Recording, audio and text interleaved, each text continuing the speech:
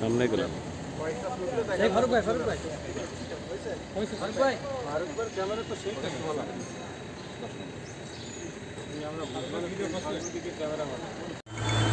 আসলে শালিকাতে শালিকা অনেক কিছুতে বিখ্যাত। শালিকার শিক্ষার ক্ষেত্রে শালিকার একটা সুনাম রয়েছে। বিনোদনের ক্ষেত্রে শালিকার তেমন কিছু নাই।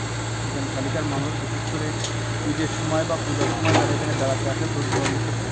কোথাও যে একটা যাবে পরিবার পরিজন নিয়ে এরকম একটা স্পট নেই। এই জন্য আমাদের দীর্ঘদিনের একটা প্ল্যান ছিল যে আমাদের এমন একটা পরিবেশ করা দরকার যেখানে মানুষ পরিবার নিয়ে একটু ঘুরতে যেতে পারে। সেই চিন্তাভাবনা থেকেই মূলত আমাদের এই কাজটা করা। আমরা যখনই খোঁজ পেলাম যে এখানে আগে থেকেই অনেক একটা জায়গা অরক্ষিত অবস্থায় পড়ে আছে, আমরা সেটাকে সঠিক কাজে ব্যবহার করার চেষ্টা করছি। যেমন আমরা এখানে ইকো পার্ক করছি। আমরা ইকো পার্ক মানে যে আধুনিকতার বিষয়টা না, ইকো পার্কের সাথে আমাদের পরিবেশের বিষয়টাকে মাথায় রেখে যে কারণে আমরা এখানে প্রায় 4000 গাছ অলরেডি রোপণ করছি। কিন্তু ফলের গাছ না, বিভিন্ন ধরনের গাছ, ওষুধি গাছ, আমাদের দৃষ্টিনন্দনের যেসব বৃক্ষগুলো আছে, যাতে আমরা একটা স্পট, এটা একটা পিকনিক স্পট হিসেবে ভবিষ্যতে আসে। আপনারা খেয়াল করছেন যে আমাদের আমরা কুকিনগর থেকে যখন এই পার্কে ঢুকলাম প্রায় 1 কিলো দীর্ঘ পথ, এই পথের দুই ধারেই কিন্তু কৃষ্ণচূড়ার গাছ আমরা লাগিয়েছি। আপনি চিন্তা করে দেখেন যে আমরা এখান থেকে 2-4 বছর পরে যখন এই গাছগুলোতে ফুল আসবে তখন এই রোডটা দেখতে কিন্তু আমরা মনে করি যে শালিকাতে মানুষজন আসবে। সেটা একটা বিষয়। আর একটা বিষয় মাথায় রেখে বিশেষ করে শালিকার জনগণ বা শালিকার বিভিন্ন স্কুল কলেজের বাচ্চারা যারা পিকনিকে বিভিন্ন জায়গায় যায় তাদের কথা চিন্তা করে আমরা এখানে একটা পিকনিক স্পট করছি যে আমাদের শিক্ষা প্রতিষ্ঠান সহ অন্যরা এসে এখানে পিকনিক করতে পারে। এবং আমাদের এখানে একটা 1 রুমের একটা রিসোর্ট করার চিন্তাভাবনা আছে পরবর্তীতে ডাকবাংলো টাইপে, যাতে যে কেউ একদিন তার ফ্যামিলি নিয়ে এখানে থাকতে পারে। এরকম করে আমাদের আস্তে আস্তে পরিকল্পনাগুলো আমরা সাজাচ্ছি। একবারে কাজ ইনিশিয়াল পর্যায়ে, যে কারণে অনেকগুলো কাজ এখন বাস্তবায়নে এসেছে।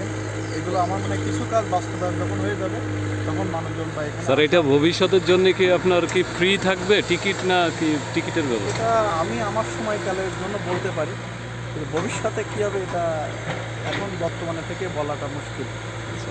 মানে আপনার সময়কালে স্যার কি আমরা করবেন? চাই যে সর্বস্তরের মানুষের জন্য উন্মুক্ত থাকে।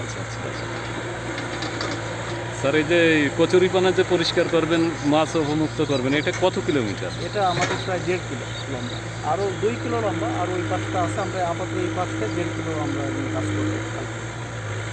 আপনার মাধ্যমে আমরা শালিকার জনগণ বা যারা স্বেচ্ছাসেবী সংগঠন আছে, যারা ভালো কাজের সাথে থাকতে চায়, ভালো কাজ করতে চায়, আমরা তাদেরকে আহ্বান জানাই যে আপনারা আসেন। আমাদের কালকে যে কচুরিপানা, স্বেচ্ছাসেবীদের নেতৃত্বে আমরা কচুরিপানা পরিষ্কার করে ওই জলাশয়টাকে একটা দৃষ্টিনন্দন পরিবেশে ফিরিয়ে আনা, এবং আমরা মাছের কোনো অবমুক্তকরণের মাধ্যমে এখানে মাছ চাষের ক্ষেত্রে যে একটা পরিবর্তন আনা, সেই কাজটা যাতে আপনারা সবাই মিলে করেন।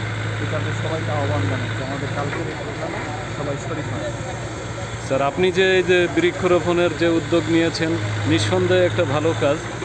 আমাদের মাগুরা নিউজ টিভির মাধ্যমে আমাদের পত্রিকা আছে, যেসব সমাজের কথা, স্বদেশ প্রতিদিন, বিভিন্ন পত্রপত্রিকা আছে, তার মধ্যে আমরাও চেষ্টা করব স্যার এটা আপনার এই মহতী উদ্যোগকে প্রচার করার জন্য।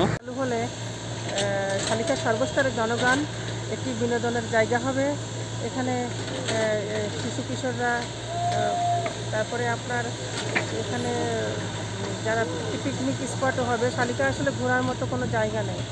এটা হলে আমরা শালিকার মানুষ অত্যন্ত খুশি হবে। শালিকা উপজেলা নির্বাহী অফিসার হরেকৃষ্ণ অধিকারী, মহিলা ভাইস চেয়ারম্যান জেসমিন আক্তার শাবানা, বারবার নির্বাচিত মহিলা ভাইস চেয়ারম্যান, আছেন বীর মুক্তিযোদ্ধা আবু বক্কর সাহেব। এছাড়াও আমি দেখতে পাচ্ছি বিভিন্ন সরকারি প্রতিষ্ঠানের কর্মকর্তাবৃন্দগণ।